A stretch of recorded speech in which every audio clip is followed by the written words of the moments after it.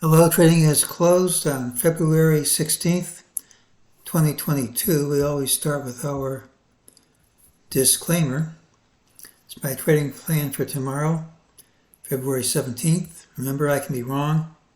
Any trade you make should be at your own risk.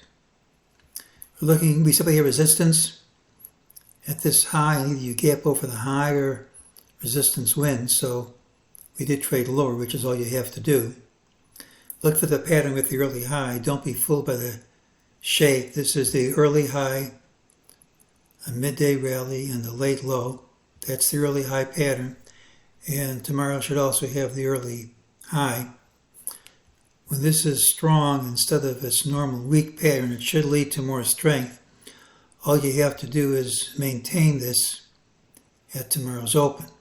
If you gap down here, it's tomorrow's open, which can substitute for today's close. So if we open down here someplace, for example, that's not strength. You have to maintain it at the open.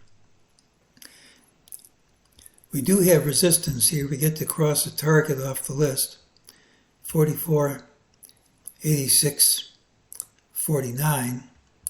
So you got resistance from there. There's also resistance from this trend line. We said either you gap over the line or the line wins. Well, we traded over the line but couldn't hold it, and that's what I mean by the line winning. Then you move over, it gets retraced. So we're still at resistance, which we haven't cleared yet. Doesn't mean you won't. And if we gap over this high tomorrow, you've broken through resistance. But you're still at resistance here, and you're still at resistance from this line. Now, it wouldn't take much if the market wants to continue higher. It wouldn't take much for it to gap here, and that would put these higher targets in the 4500s in play. But if we stop here, this late rally doesn't really count. During the day, we had an optional higher target when we traded lower that printed. MEJT said this drop was false, gave a buy signal, and that worked.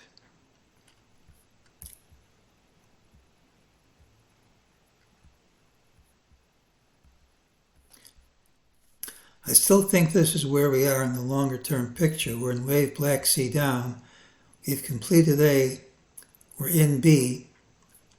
And when this ends, I look for another steep drop. The question is, where is this going to end?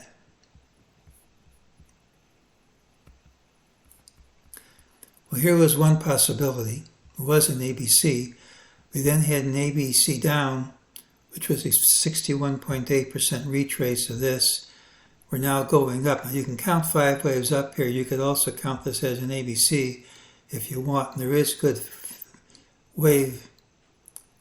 there is a good Fibonacci relationship between C and A. So it's one possible place for us to stop.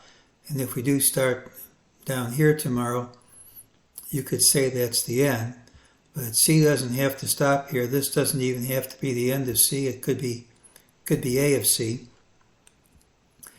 It's one candidate, and if that's going to work, you really have to be weak early and probably pretty weak.